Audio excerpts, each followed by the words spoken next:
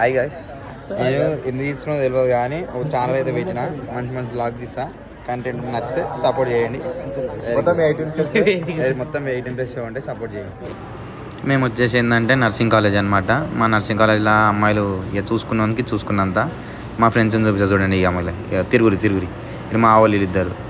వీడు శ్రీధర్ బాయ్ అనమాట, మన ఆంధ్ర అందగాడు అనమాట. వీడు పక్కన ఉన్నాడు వచ్చేసి గుమ్ములు అనమాట. వీడు జర మెలుకున్న వండుకున్నట్టు లైట్ తీసుకొని ఇగో మా ప్రిన్సిపల్ మ్యామ్ వెనకాల గ్రాఫిక్స్ పెట్టుకొని మాట్లాడుతూ ఉంది. మేమేమైనా ఇంకుంటున్నాం.